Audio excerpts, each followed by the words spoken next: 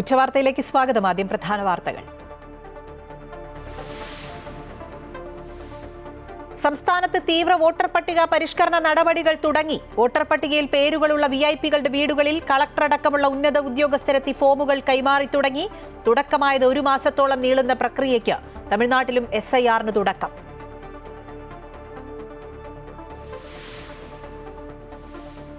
വിമാനയാത്രാ ticket ബുക്കിംഗിൽ വ്യവസ്ഥകളിൽ മാറ്റം വരുത്താൻ DGCA. 48 മണിക്കൂറിനുള്ളിൽ അധിക നിരക്കുകളില്ലാതെ വിമാനയാത്രക്കാർക്ക് ടിക്കറ്റുകൾ റദ്ദാക്കാം. കരട് തയ്യാറായതായി സൂചന.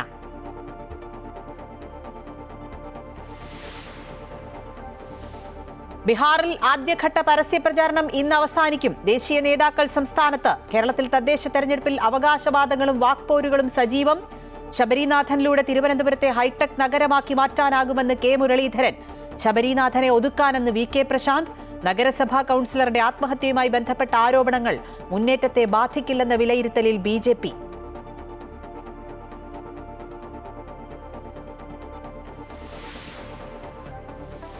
വർക്കലയിൽ ട്രെയിനിലെ ആക്രമണത്തിൽ പരിക്കേറ്റ ശ്രീകുട്ടിയുടെ ആരോഗ്യനില മാറ്റമില്ല. പ്രതി സുരേഷ് കുമാറിനെതിരെ വധശ്രമത്തിന് കേസെടുത്ത് റെയിൽവേ പോലീസ്. കോയമ്പത്തൂരിൽ കോളേജ് വിദ്യാർത്ഥിനിയെ തട്ടിക്കൊണ്ടുപോയി ബലാത്സംഗം ചെയ്ത കേസിൽ 3 പേർ അറസ്റ്റിൽ. പ്രതികളെ പിടികൂടിയത് വെടിവെച്ചു വീഴ്ത്തി. തിരുവല്ലയിൽ യുവതിയെ തീ കൊളുത്തി കൊന്ന കേസിൽ ശിക്ഷാവിധി മറ്റന്നാൾ. പ്രതി അജിൻ റജി മാത്യു കുറ്റക്കാരനെന്ന് കോടതി.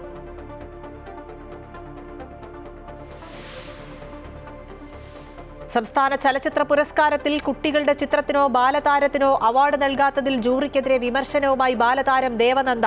ജൂറി കണ്ണടച്ചിരുട്ടാക്കരുതെന്നും കുട്ടികളുടെ അവകാശങ്ങൾ കാണാതെ പോകരുതെന്നും കുറ്റപ്പെടുത്തൽ.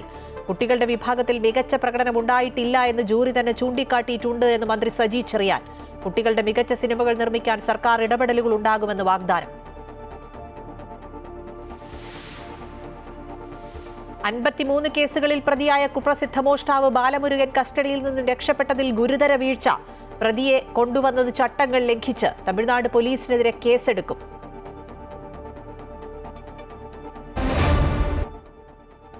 തീവ്ര വോട്ടർ പട്ടിക പരിഷ്കരണത്തിന്റെ നടപടിക്രമങ്ങൾ തുടങ്ങി. വോട്ടർ പട്ടികയിൽ പേരുകളുള്ള വിഐപികളുടെ വീടുകളിൽ കളക്ടറടക്കമുള്ള ഉന്നത ഉദ്യോഗസ്ഥരെത്തി ഫോമുകൾ കൈമാറി. വോട്ടർ പട്ടികയിൽ പേരുകൾ ഉറപ്പിച്ചതിന് ശേഷമാണ് ഫോമുകൾ കൈമാറുന്നത്. വോട്ടർ പട്ടികയിലുള്ളവർക്ക് വോട്ടുകൾ ഉറപ്പാക്കുന്ന 1 മാസം നീണ്ടു നിൽക്കുന്ന നടപടിക്രമങ്ങൾക്കാണ് തുടക്കമായത്. സംസ്ഥാനത്ത് സജീവ തീവ്ര വോട്ടർ പട്ടിക പരിഷ്കരണ നടപടികൾക്കാണ് തുടക്കമായിരിക്കുന്നത്. ഇതിന്റെ ഭാഗമായി BLOമാർ വീടുകളിൽ നേരിട്ടെത്തി വിവരശേഖരണം നടത്തുകയാണ്.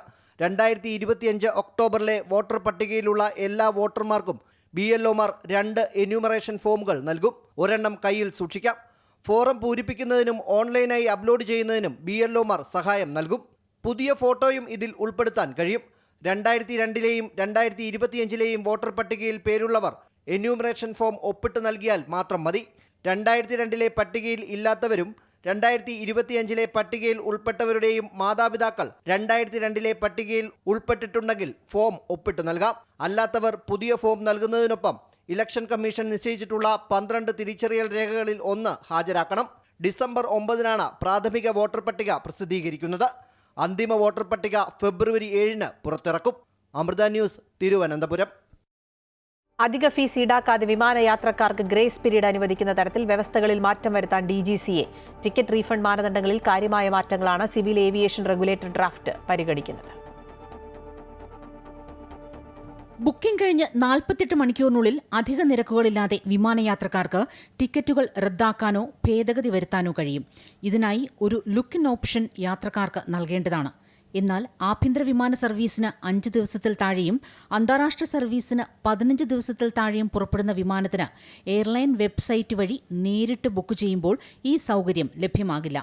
എയർലൈൻ വെബ്സൈറ്റ് വഴി നേരിട്ട് ടിക്കറ്റ് ബുക്ക് ചെയ്യുമ്പോൾ ബുക്കിംഗ് നടത്തി 24 മണിക്കൂറിനുള്ളിൽ യാത്രക്കാരൻ തെറ്റ് ചൂണ്ടിക്കാണിച്ചാൽ അതേ വ്യക്തിയുടെ പേരിൽ തിരുത്തലിനായി ഒരു വിധത്തിലുള്ള അധിക ചാർജും ഈടാക്കില്ലെന്ന് സിവിൽ ഏവിയേഷൻ റെഗുലേറ്റർ ഡ്രാഫ്റ്റിൽ നിർദ്ദേശമുണ്ട്.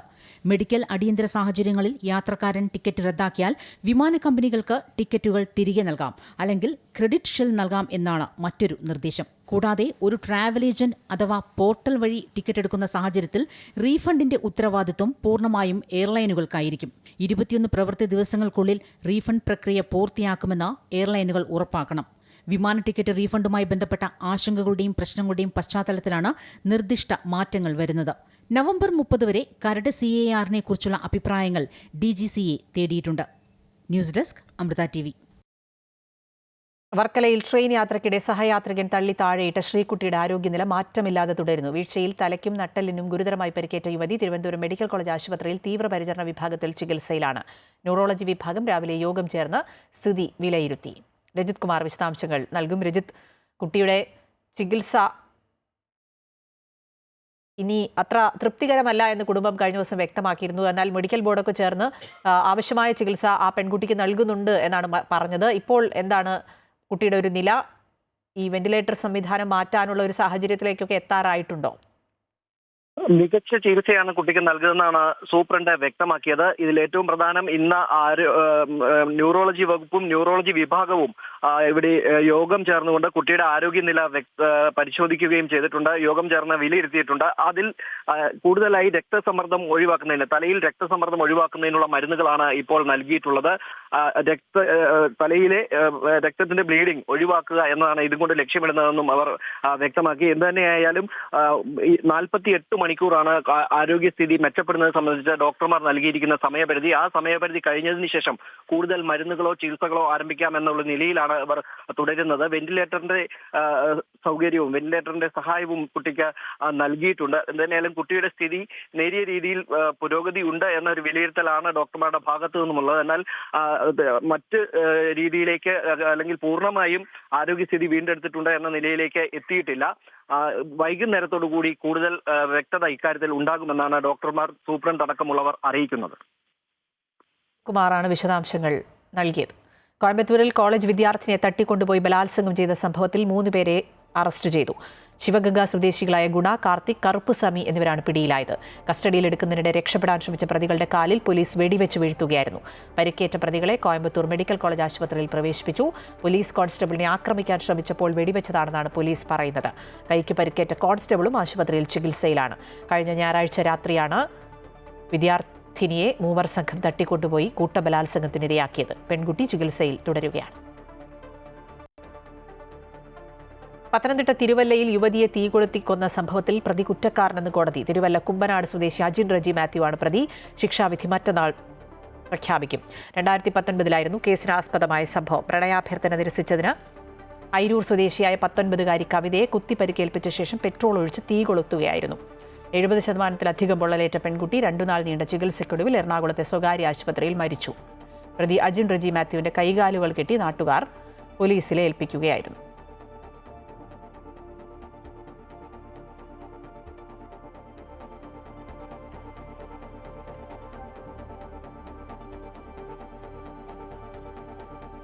മദ്യം നൽകി പ്രായപൂർത്തിയാകാത്ത പെൺകുട്ടിയെ പീഡിപ്പിച്ച രണ്ടാനച്ഛനും ഒത്താശ ചെയ്ത കുട്ടിയുടെ അമ്മയ്ക്കും 180 വർഷം കഠിന തടവ്.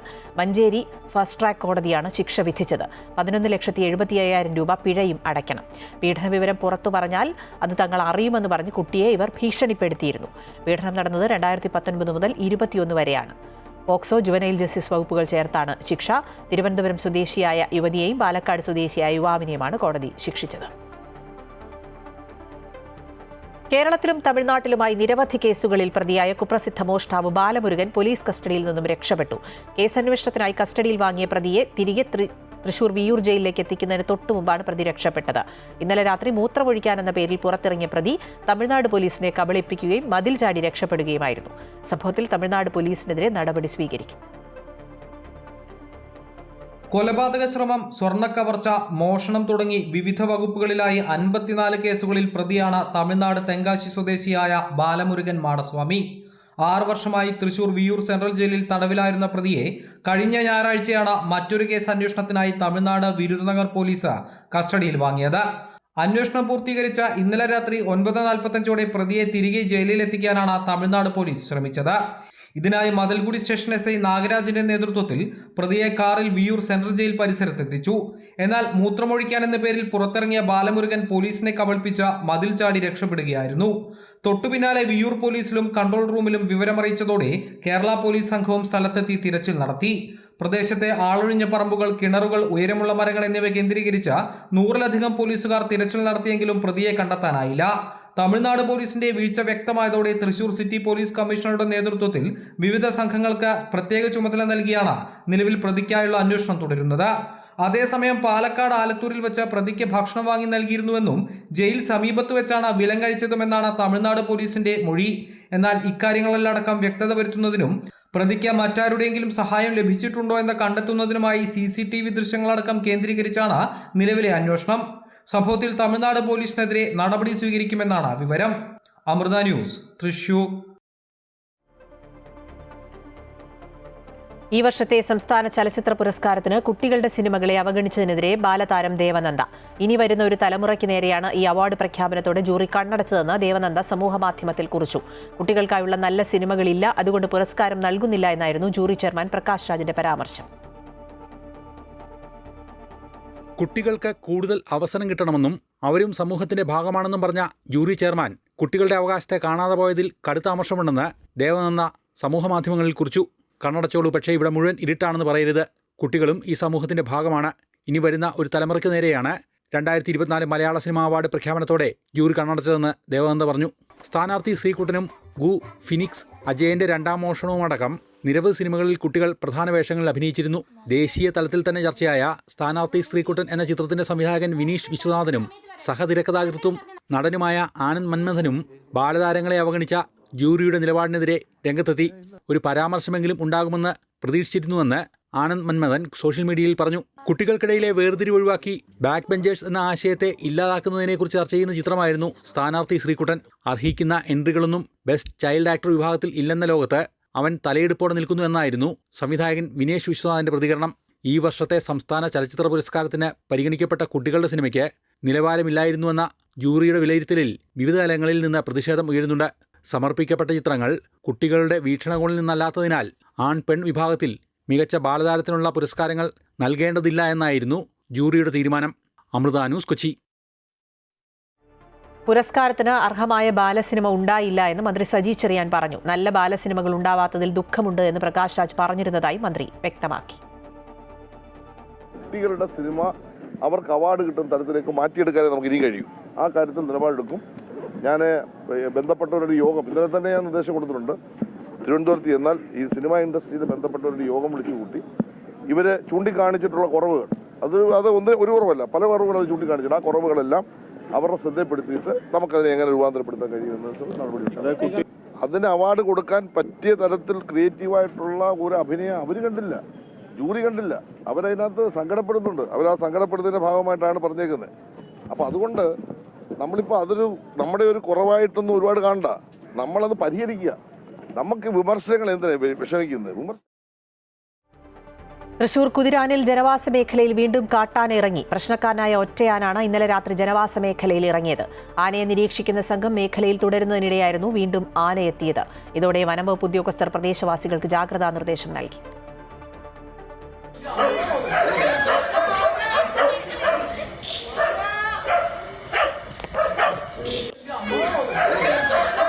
ഒറ്റയാനെ ജനവാസ മേഖലയിൽ നിന്ന് മാറ്റാനുള്ള ദൗത്യം തുടരുന്നതിനിടയിലാണ് ഇന്നലെ രാത്രി വീണ്ടും ആന എത്തിയത്. വനമന്ത്രി അടക്കം ഇന്നലെ മേഖലയിൽ സന്ദർശനം നടത്തിയിരുന്നു. ആനയെ കാടുകയറ്റാനുള്ള നടപടി സ്വീകരിക്കുമെന്ന് മന്ത്രി ഇന്നലെ ഉറപ്പു നൽകിയിരുന്നു. പ്രദേശത്ത് ഡ്രോൺ പരിശോധനയും ക്യാമറ നിരീക്ഷണവും തുടരുകയാണ്. ജനവാസ മേഖലയിൽ വീണ്ടും കാട്ടാനിറങ്ങിയതോടെ പ്രദേശവാസികൾ ഭീതിയിലാണ്. വനംവകുപ്പ് നാട്ടുകാർക്ക് ജാഗ്രതാ നിർദ്ദേശം നൽകിയിട്ടുണ്ട്. അക്രമകാരിയായ കാട്ടുകൊമ്പനാണ് ജനവാസ മേഖലയിൽ ഒരാഴ്ചയായി തമ്പടിച്ചിട്ടുള്ളത്. കഴിഞ്ഞ ദിവസം കാട്ടാനയുടെ ആക്രമണത്തിൽ ഫോറസ്റ്റ് വാച്ചർക്ക് പരിക്കേറ്റിരുന്നു. വനംവകുപ്പ് ഉദ്യോഗസ്ഥരുടെ വാഹനം കാട്ടാന തകർത്തിരുന്നു. നിരന്തരമായി കാട്ടാന ജനവാസ മേഖലയിൽ എത്തിത്തുടങ്ങിയതോടെ ജനങ്ങൾ പ്രതിഷേധത്തിലാണ്. എത്രയും പെട്ടെന്ന് ആനയെ നാടുകടത്തണമെന്ന ആവശ്യം ശക്തമാവുകയാണ്. അമൃത ന്യൂസ്, തൃശൂർ. തിരുവനന്തപുരം കോർപ്പറേഷനിൽ കോൺഗ്രസിന്റെ 2ാം ഘട്ട സ്ഥാനാർത്ഥി പട്ടിക ഇന്നോ നാളെയോ പ്രഖ്യാപിക്കും. ഘടകകക്ഷികളുമായുള്ള സീറ്റ് വിഭജന ചർച്ചകൾ പൂർത്തിയാക്കും. CPM-ന്റെയും BJP-യുടെയും സ്ഥാനാർത്ഥി പ്രഖ്യാപനവും ഉടൻ ഉണ്ടാകും. കെ മുരളീധരന്റെ നേതൃത്വത്തിലുള്ള ജനകീയ വിചാരണ യാത്രയ്ക്ക് കഴിഞ്ഞ ദിവസം തുടക്കമായി. ഭരണസമിതിക്കെതിരെ കുറ്റപത്രം പ്രചരിപ്പിച്ചുകൊണ്ടാണ് 101 വാർഡുകളിലും വിചാരണ യാത്ര തുടരുന്നത്. CPM-ഉം സ്ഥാനാർത്ഥികളെ പ്രഖ്യാപിക്കാനുള്ള ഒരുക്കത്തിലാണ്. CPI-യും കേരള കോൺഗ്രസ് എമ്മും കൂടുതൽ സീറ്റുകൾ ആവശ്യപ്പെട്ടിട്ടുണ്ട്. അതേസമയം CPM-ലെ ഏരിയ സെക്രട്ടറിമാരെ മത്സരിപ്പിക്കുന്ന കാര്യത്തിൽ നേതൃത്വം ഉടൻ തീരുമാനമെടുക്കും. സംസ്ഥാന അധ്യക്ഷന്റെ നേരിട്ടുള്ള മേൽനോട്ടത്തിലാണ് BJP-യുടെ സ്ഥാനാർത്ഥി നിർണ്ണയം നടക്കുന്നത്. ഓരോ വാർഡുകളിൽ നിന്നും 3 പേരെ തെരഞ്ഞെടുത്തിൽ നിന്ന് സ്ഥാനാർത്ഥിയെ കണ്ടെത്തും. തദ്ദേശ തെരഞ്ഞെടുപ്പിന് കളമൊരുങ്ങിയതോടെ അവകാശവാദങ്ങളും വാക്പോരും സജീവമാണ്. KS ശബരിനാഥനിലൂടെ തിരുവനന്തപുരത്തെ ഹൈടെക് നഗരമാക്കി മാറ്റാനാകുമെന്ന് കെ മുരളീധരൻ അവകാശപ്പെടുന്നു. എന്നാൽ ശബരിനാഥനെ ഒതുക്കാൻ വേണ്ടിയാണ് കോൺഗ്രസ് തന്ത്രപൂർവ്വം സ്ഥാനാർത്ഥിയാക്കിയതെന്ന് VK പ്രശാന്ത് MLA ആരോപിച്ചു. അതേസമയം നഗരസഭാ കൗൺസിലറുടെ ആത്മഹത്യയുമായി ബന്ധപ്പെട്ട ആരോപണങ്ങൾ BJP-യുടെ മുന്നേറ്റത്തെ ബാധിക്കില്ലെന്നാണ് നേതൃത്വത്തിന്റെ ആത്മവിശ്വാസം. തദ്ദേശ തെരഞ്ഞെടുപ്പിന്റെ വിജ്ഞാപനം വരുന്നതിന് മുമ്പ് തന്നെ ഒന്നാം ഘട്ട സ്ഥാനാർത്ഥി പട്ടിക പുറത്തിറക്കി കളം പിടിച്ച കോൺഗ്രസ് KS ശബരിനാഥിലൂടെ തിരുവനന്തപുരം കോർപ്പറേഷൻ പിടിച്ചെടുക്കാനാകുമെന്ന് പ്രതീക്ഷിക്കുന്നു.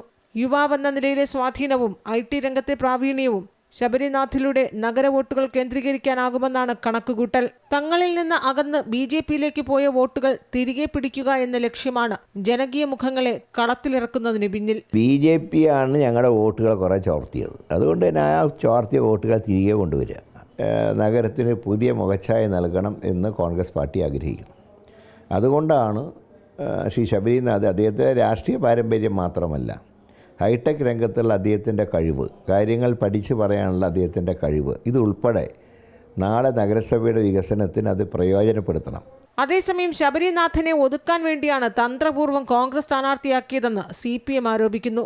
അരുവിക്കരയിൽ ശബരിനാഥ് എന്ത് വികസനമാണ് കൊണ്ടുവന്നതെന്നും CPM ചോദിക്കുന്നു. അപ്പോൾ ഇത് ശബരിനാഥനെ പോലുള്ള ഒരു MLA ആയിരുന്ന ആളിനെ ഒതുക്കാൻ വേണ്ടി നടത്തിയിട്ടുള്ള ഒരു പരിശ്രമം എന്ന് മാത്രമേ കാണാൻ വേണ്ടി കഴിയുള്ളൂ.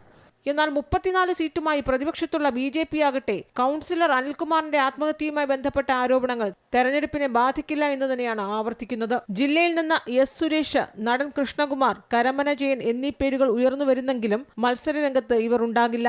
അതേസമയം VV രാജേഷ്, R ശ്രീലേഖ, കരമന അജിത്ത് തുടങ്ങിയ പേരുകൾ കേന്ദ്രീകരിച്ചാണ് ചർച്ചകൾ. ഈ LDF-ന്റെ അഴിമതി ഭരണം മാറണം. LDF-ന്റെ അഴിമതി ഭരണം മാറണമെങ്കിൽ സ്വാഭാവികമായിട്ടും 35 സീറ്റുള്ള ഒരു പ്രിൻസിപ്പൽ ഒപ്പോണൻ്റ് ആയിട്ടുള്ള BJP ആ സ്ഥാനം നികത്താൻ കഴിയുന്നത്. തീർച്ചയായിട്ടും കഴിഞ്ഞ 5 വർഷവും CPM-ന്റെയും LDF-ന്റെയും അഴിമതി ഭരണത്തെ തുറന്നു കാട്ടുവാൻ വേണ്ടി നിരവധി പോരാട്ടങ്ങൾ നടത്തി ജനശ്രദ്ധയിൽ കൊണ്ടുവന്നത് BJP-യാണ്. തീർച്ചയായിട്ടും പ്രതിപക്ഷ പാർട്ടി എന്നുള്ള നിലയ്ക്ക് ഞങ്ങളുടെ ഉത്തരവാദിത്വം വളരെ കൃത്യമായിട്ട് നിർവഹിച്ചിട്ടുണ്ട്. ബുധനാഴ്ച തന്നെ BJP-യുടെ സ്ഥാനാർത്ഥി പട്ടികയും കോൺഗ്രസിന്റെ 2ാം ഘട്ട സ്ഥാനാർത്ഥി പട്ടികയും പ്രഖ്യാപിക്കും. CPM-ന്റെ പ്രഖ്യാപനവും ഉടനുണ്ടാകും. അമൃത ന്യൂസ്, തിരുവനന്തപുരം.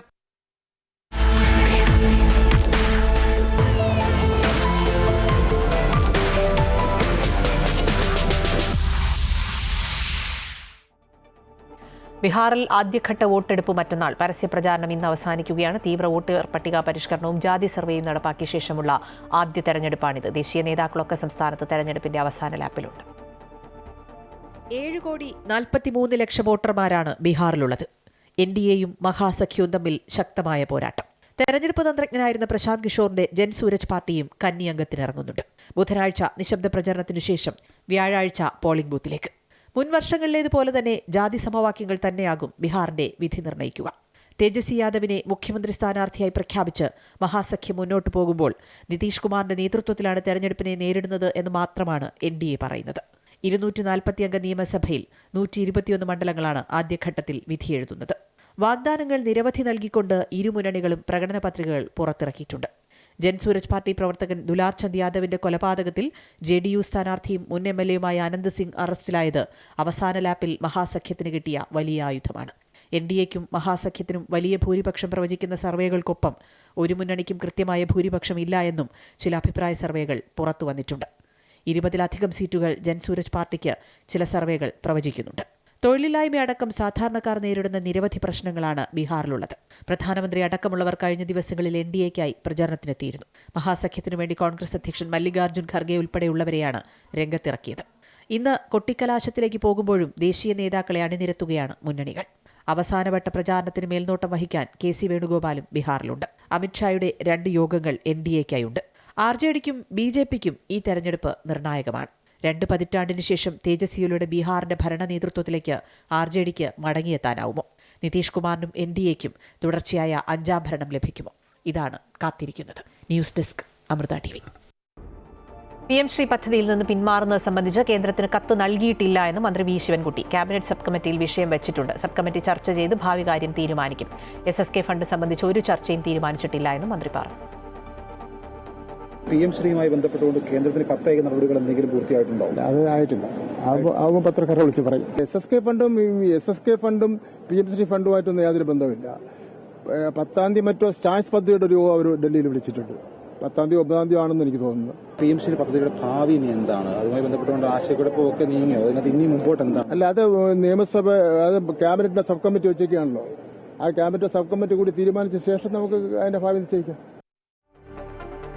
തന്റെ പുസ്തകം എല്ലാവരും വായിക്കട്ടെ, വായിച്ചു കഴിഞ്ഞ ശേഷമുള്ള അഭിപ്രായങ്ങൾ കേൾക്കാനും മറുപടി പറയാനും തയ്യാറാണ് EP ജയരാജൻ. ഇപ്പോൾ വരുന്ന അഭിപ്രായങ്ങൾ പുസ്തകം വായിക്കാതെയാണ്. വായിച്ച ശേഷമുള്ള ചോദ്യങ്ങൾക്ക് മറുപടി പറയാൻ തയ്യാറാണെന്നും EP പറഞ്ഞു. ആ പുസ്തകം എല്ലാവരും വായിക്കട്ടെ, വായിച്ചു കഴിഞ്ഞാൽ അത് സംബന്ധിച്ചുള്ള അഭിപ്രായങ്ങൾ കേൾക്കാൻ ഇനി എന്തെങ്കിലും കാര്യങ്ങൾ നിങ്ങൾക്ക് ഇനിയും അതിൽ പറഞ്ഞ കാര്യം മനസ്സിലാക്കാനുണ്ടെങ്കിൽ അതിനുവേണ്ടി ഞാൻ പ്രത്യേകമായി കണ്ണൂരിൽ ഒരു പരിപാടി സംഘടിപ്പിക്കുന്നുണ്ട്. നിങ്ങളെല്ലാം ആ ദിവസം അവിടത്തേക്ക് വരും. നിങ്ങളുടെ പുസ്തകം വായിച്ചില്ല എന്ന് വെക്കുക. നിങ്ങൾ അത് വായിച്ചിട്ടില്ല.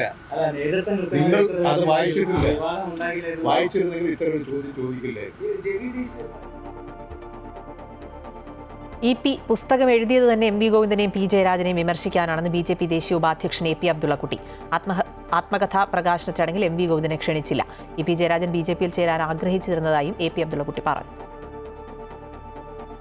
P ജയരാജന്റെ ഈ പുസ്തകത്തിന്റെ ഉദ്ദേശം ഗോവിന്ദ മാഷയും P ജയരാജനെയും വിമർശിക്കാൻ വേണ്ടി തട്ടിക്കൂട്ടിയൊരു പുസ്തകമാണ്.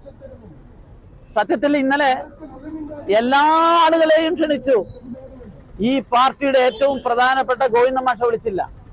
സത്യത്തിൽ പിണറായി ഉൾപ്പെടെ പങ്കെടുക്കുന്ന ആ പുസ്തക ചടങ്ങിൽ ഞാൻ പ്രതീക്ഷിച്ചത് ഗോവിന്ദ മാഷ അധ്യക്ഷനാവുമെന്നാണ്. ഗോവിന്ദ മാഷ പരിപാടിക്ക് ഒരു കത്ത് പോലും കൊടുത്തില്ല. അത്രമാത്രം ഗോവിന്ദൻ വിരോധമാണ് EP ജയരാജന്റെ പുസ്തകത്തിലും പ്രകാശനത്തിലും കാണാൻ സാധിക്കും. നെടുമ്പാശ്ശേരി വിമാനത്താവളത്തിൽ ഇന്ന് പുലർച്ചെ 6.5 കോടി രൂപ വില വരുന്ന 6.4 കിലോ ഹൈബ്രിഡ് കഞ്ചാവ് പിടികൂടി. സമീപകാലത്ത് സംസ്ഥാനത്ത് നടന്ന ഏറ്റവും വലിയ ഹൈബ്രിഡ് കഞ്ചാവ് വേട്ടയാണിത്. ബാങ്കോക്കിൽ നിന്ന് ഭക്ഷ്യ പാക്കറ്റുകളിൽ ഒളിപ്പിച്ചായിരുന്നു ലഹരി കടത്ത്. സംഭവത്തിൽ വയനാട് സ്വദേശി അബ്ദുൾ സമദ് കസ്റ്റംസിന്റെ കസ്റ്റഡിയിലായി. വിയറ്റ്നാമിൽ നിന്ന് ബാങ്കോക്കിലെത്തിയ ശേഷം അവിടെ നിന്നാണ് സമദ് കഞ്ചാവ് കടത്തിയത്. സിറോ മലബാർ സഭാ നേതൃത്വം പ്രധാനമന്ത്രി നരേന്ദ്രമോദിയുമായി കൂടിക്കാഴ്ച നടത്തും. ഉച്ചയ്ക്ക് 3 മണിക്ക് ഡൽഹിയിലാണ് കൂടിക്കാഴ്ച. സഭാ major archbishop Mar Raphael Thattil, Mar Kuriakose Bharanikulangara എന്നിവരുടെ നേതൃത്വത്തിലുള്ള സംഘമാണ് കൂടിക്കാഴ്ചയിൽ പങ്കെടുക്കുന്നത്. സിറോ മലബാർ സഭയുടെ അതിരൂപതയായി ഉയർത്തപ്പെട്ട ഫരീദാബാദ് രൂപതയുടെ പ്രഥമ മെത്രാപ്പൊലിത്തയായി മാർ കുര്യാക്കോസ് ഭരണിക്കുളങ്ങര ചുമതലയേറ്റിരുന്നു. ഇതുമായി ബന്ധപ്പെട്ട സൗഹൃദ സന്ദർശനമാണ് പ്രധാനമന്ത്രിയുമായി നടത്തുന്നതെന്ന് സഭാ നേതൃത്വം പറയുന്നു. എന്നാൽ ഛത്തീസ്ഗഡിലെ ഗ്രാമങ്ങളിൽ പാസ്റ്റർമാരെയും പരിവർത്തിത ക്രൈസ്തവരെയും വിലക്കി സ്ഥാപിച്ച ബോർഡുകൾ സംബന്ധിച്ച വിവാദവും കൂടിക്കാഴ്ചയിൽ ചർച്ചയാകുമെന്നാണ് വിവരം. ലഹരിക്കെതിരെ രമേശ് ചെന്നിത്തല നയിക്കുന്ന വാക്ക് അഗൈൻസ്റ്റ് ഡ്രഗ്സ് വാക്കത്തോൺ കൊച്ചിയിൽ സമാപിച്ചു. സംസ്ഥാന വ്യാപകമായി നടന്ന സമൂഹ നടത്തത്തിന്റെ സമാപനമായിരുന്നു കൊച്ചിയിൽ.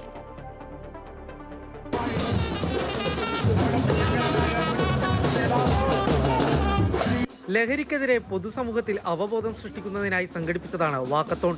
സംസ്ഥാന വ്യാപകമായി നടന്ന സമൂഹ നടത്തത്തിന്റെ സമാപനമായിരുന്നു കൊച്ചിയിൽ. ലഹരി വിരുദ്ധ പ്രതിജ്ഞ ചൊല്ലി മറൈൻ ഡ്രൈവിൽ നിന്നും ആരംഭിച്ച സമൂഹ നടത്തം ദർബാർ ഹാൾ ഗ്രൗണ്ടിൽ സമാപിച്ചു. രമേശ് ചെന്നിത്തലയോടൊപ്പം പ്രതിപക്ഷ നേതാവ് VD സതീശൻ, താരങ്ങളായ ടിനി ടോം, മിയ ജോർജ് തുടങ്ങിയവരും നടത്തത്തിൽ ഭാഗമായി. നമ്മുടെ നാടിനെ ഏറ്റവും കൂടുതൽ ഗ്രസിച്ചിരിക്കുന്ന ലഹരിയാണ്. ഈ ലഹരിയിൽ നിന്ന് നാടിനെ മോചിപ്പിക്കണം, പുതിയ തലമുറയെ മോചിപ്പിക്കണം. ജീവിതമാണ് ലഹരി എന്നവരെ പഠിപ്പിക്കണം. അതിനു വേണ്ടിയിട്ടുള്ള ഒരു ജൈത്രയാത്രയാണ് നമ്മളെല്ലാവരും ചേർന്ന് നയിക്കുന്നത്. രാഷ്ട്രീയമോ ജാതിയോ മതമോ ഒന്നുമില്ല. ലഹരിക്കെതിരെ ബോധവൽക്കരണം നടത്തുകയല്ല പോലീസും എക്സൈസും ചെയ്യേണ്ടത്. ലഹരി മരുന്ന് വിതരണത്തിന്റെ ഉറവിടം കണ്ടെത്തി തകർക്കുകയാണ് വേണ്ടതെന്നും VD സതീശൻ പറഞ്ഞു. ലഹരി മാഫിയയെ അമർച്ച ചെയ്യാൻ ശക്തമായ നടപടി വേണമെന്നും പ്രതിപക്ഷ നേതാവ് ആവശ്യപ്പെട്ടു. എക്സൈസിൻ്റെയും പോലീസിൻ്റെയും പരിപാടി ബോധവൽക്കരണമല്ല, അത് ഇതുപോലത്തെ പരിപാടികൾ നടത്തി ആളുകൾ, എല്ലാ സംഘടനകളും, രാഷ്ട്രീയ പ്രസ്ഥാനങ്ങളും, സാമൂഹ്യ സംഘടനകളും ഇറങ്ങി ചെയ്യണം. ഗവൺമെൻറ് ചെയ്യേണ്ട ജോലി ഗവൺമെൻറ് ചെയ്യണം. കേരളം ലഹരി മരുന്നിൻ്റെ ആസ്ഥാനമായി ഹബ്ബായി മാറിയിരിക്കുകയാണ്. അത്രമാത്രം വേഗത്തിലാണ് ഇത് പടരുന്നത്. നമ്മുടെ കുഞ്ഞുങ്ങളെ കൊലയ്ക്ക് കൊടുക്കാൻ നമ്മൾ സമ്മതിക്കില്ല എന്നുള്ള പ്രഖ്യാപനത്തോടു കൂടി ഇച്ഛാശക്തിയോടുള്ള തീരുമാനങ്ങളാണ് ആവശ്യം. രമേശ് ചെന്നിത്തലയുടെ മാതാവിന്റെ നിര്യാണത്തെ തുടർന്ന് മാറ്റിവെച്ച പരിപാടിയായിരുന്നു ഇന്ന് കൊച്ചിയിൽ നടന്നത്. നഗരത്തിലെ വിവിധ കോളേജുകൾ, സ്കൂളുകൾ, നാവികസേന, കോസ്റ്റ് ഗാർഡ് എന്നിവരും വാക്കത്തോണിന്റെ ഭാഗമായി. അമൃത ന്യൂസ്, കൊച്ചി. ഇനി കായിക വാർത്തകൾ നോക്കാം.